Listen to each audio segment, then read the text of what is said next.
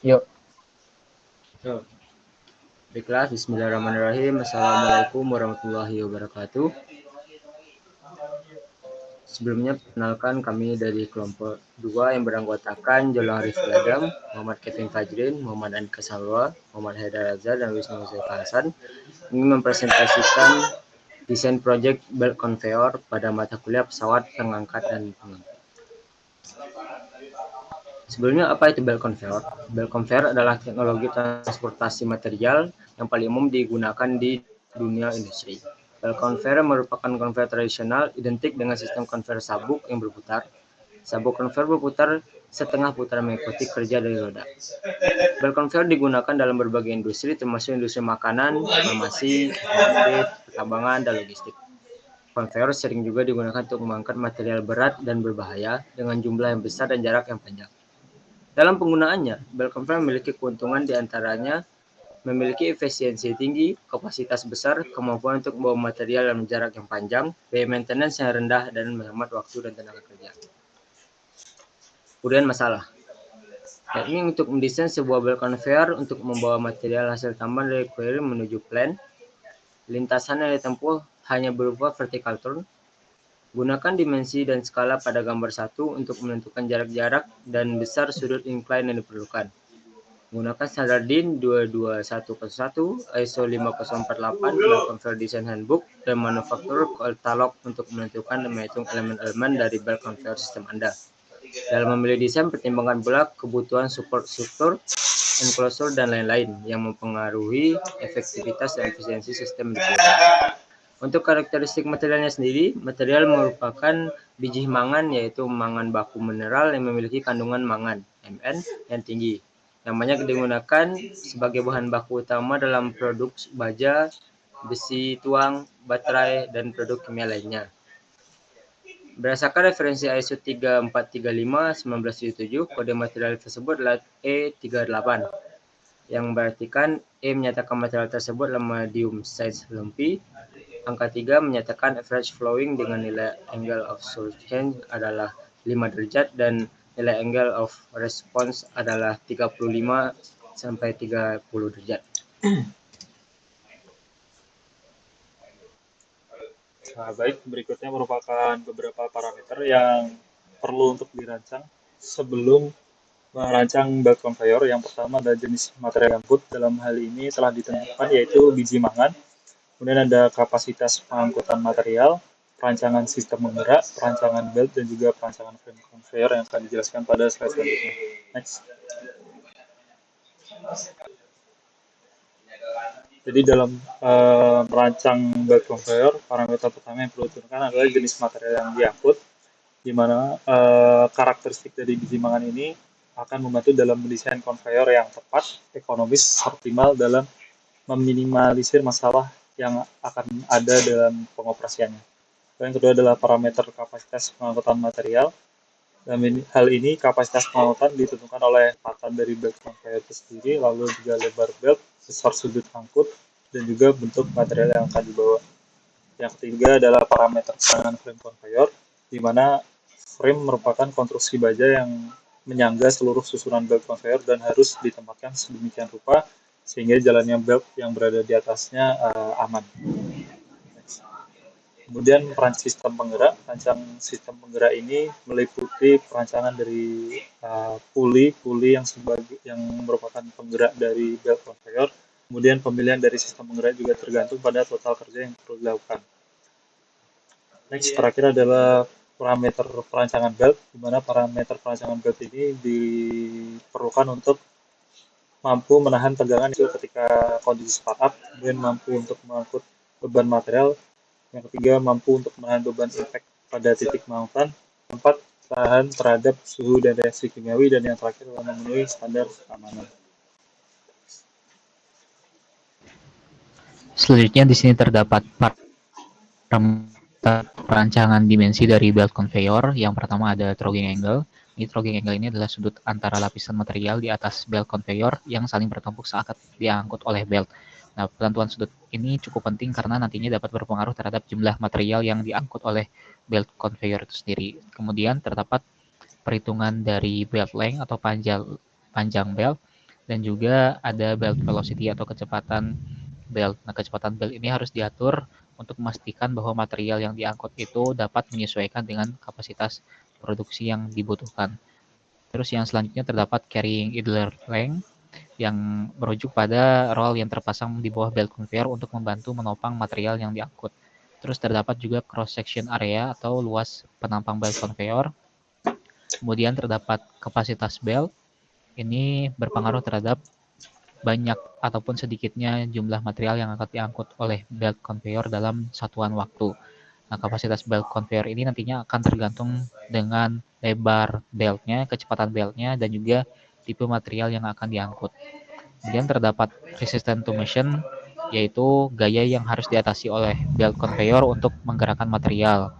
Nantinya resistance to motion ini tergantung pada berat material yang diangkut, panjang belt conveyor, sudut kemiringan, dan juga gesekan antara belt conveyor dengan bahan yang diangkut. Kemudian terdapat proses rechecking atau pengecekan ulang dan validasi dalam proses perhitungan yang telah dilakukan sebelumnya. Kemudian dilanjutkan dengan proses perhitungan force transmission ratio, maksimum belt tension atau maksimum tegangan yang diterapkan kepada belt, dan juga safety factor ataupun rasio antara beban maksimum yang dapat ditahan oleh belt, sehingga nantinya dapat ditentukan apakah belt conveyor tersebut aman ataupun tidak untuk digunakan. Next.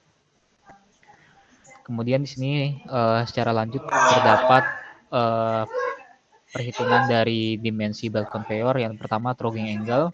Di sini dipilih sebesar 35 derajat dan pemilihan sudut ini berdasarkan problem ataupun kode E38 yang bersifat very abrasif. Sehingga nantinya harapannya akan mendapatkan hasil yang lebih efektif dan juga memenuhi aspek ekonomi dalam perancangan yang cukup baik dalam belt conveyor tersebut. Kemudian untuk kecepatan beltnya di sini untuk material ores itu ada pada range 1,31 sampai dengan 3,35 meter per second dan dipilih nilai 2 meter per second.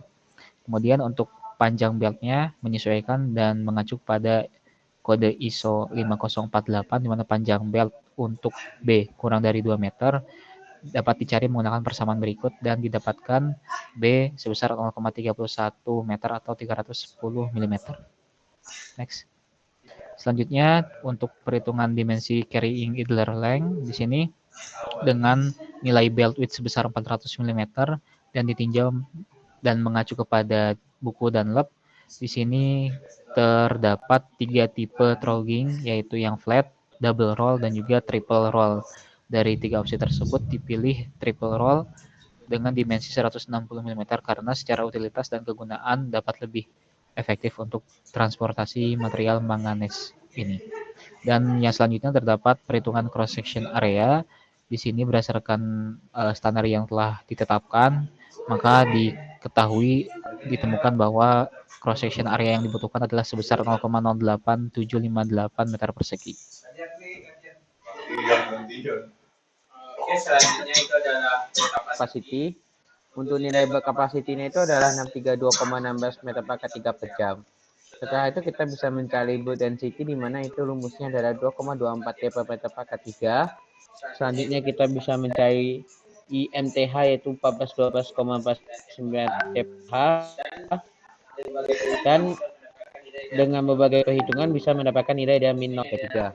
Selanjutnya ini adalah beberapa kondisi perhitungan juga. Yang pertama itu normal working condition pada Dunlop section 11.6 dan akan ada 3 nilai yang akan didapatkan dari bed capacity yaitu ada IFN, IMN sama MLN di mana nilai masing-masingnya ada 462,1896, 135124074 dan 0,14340699952 ton per jam. Next. Selanjutnya itu adalah resistance to motion. Nah, resistance to motion ini adalah sebuah parameter yang sudah kita dapatkan dari bed capacity. Di mana yang pertama harus kita dapatin itu adalah nilai M, yaitu masing-masing nilai MG, ML sama MR. Itu ada rumusnya. Selanjutnya kita harus mencari terlebih dahulu adalah nilai FU. FU-nya itu didapat dari nilai FN main resistance, nilai FN secondary resistance, dan FST stop resistance. Di mana masing-masing nilainya ada 17373,47, 3474,69 dan 181,681,2. Dapatlah nilainya itu adalah 202.529,36. Setelah itu kita harus mencari masing-masingnya nilai PT dan PM, di mana untuk PT tersebut nilainya adalah 303,79 dan PM sendiri ada 316,44 kW. Untuk nilai kecepatan, untuk nilai pulinya sendiri itu ada 0,96 didapat dari Dunlop 12.9. Next, selanjutnya itu adalah recheck.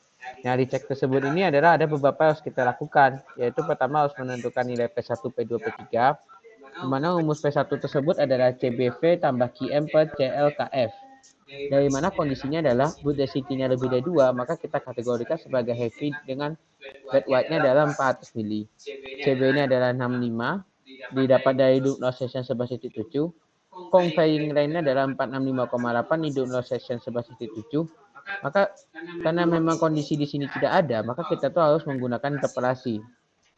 Interpolasinya adalah L-nya didapat 465,8 sehingga CL-nya tersebut menjadi 29,63. Itu nilai yang akan kita pakai.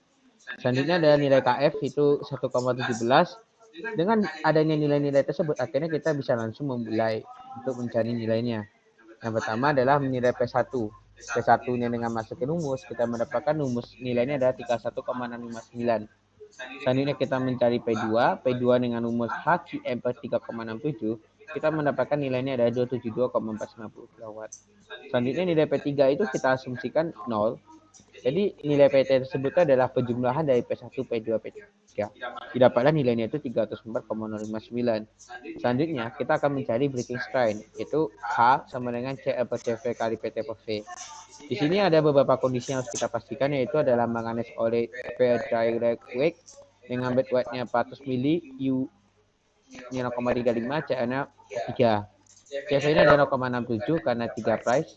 Sehingga dengan adanya nilai-nilai tersebut, kita bisa langsung mencari nilai breaking strain dengan cara nilai K sama dengan 43 per 0,67 kali 304,059 per 1,5. Hasilnya adalah 13.009,48 Newton per meter.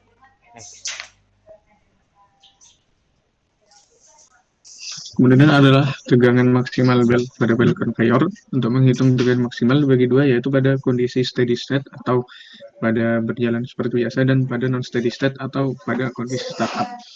Pada kondisi steady state diperlukan faktor drive, yaitu pada kondisi tight atau ketat dan pada kondisi longgar atau slack. Terus dengan asumsi KA sama dengan 1,4 atau startup faktor diambil 1,4, maka nilai dari FA adalah FU dikali KA sebesar 283,5 kN.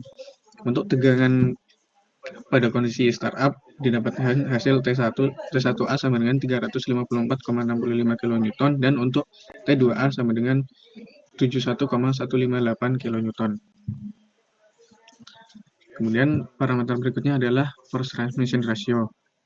Untuk mencari nilai ratio ini diperlukan beberapa variabel, yaitu angle of flap sebesar kurang dari sama dengan 230 derajat, kemudian koefisien gesek 0,35 sampai 0,40 dengan asumsi kering dan plain steel, kemudian C1 sebesar 1,2 dan C2 0,2. Maka didapat force transmission ratio-nya untuk T1 sebesar 243 kali 10 pangkat 3 Newton dan T2-nya sebesar 202,5 kali 10 pangkat 3 dikali 0,2 sama dengan 40,5 dikali 10 pangkat 3 Newton. Untuk safety faktornya ada dua, yaitu SB dan SA. Untuk SB-nya didapat 8 dan SA-nya sebesar 5,4. Kemudian dari seluruh perancangan belt conveyor tersebut didapat kesimpulan untuk tinggi crusher plan setinggi 90 meter di atas quarry dan dengan crusher plan 10 meter. Belt yang digunakan adalah Danla Superforce 315/3, lebar belt 400 mm, lebar idler 160 mm, sudut throwing angle 35 derajat dengan kecepatan belt 1,5 meter per second. Untuk daya motor yang digunakan sebesar 400 kW dengan 3 set carrying idler dengan diameter sebesar 51 dan berat 2,9 kg pada carrying side dan 2 kg pada return side. Sekian presentasi yang dapat kami sampaikan. Terima kasih.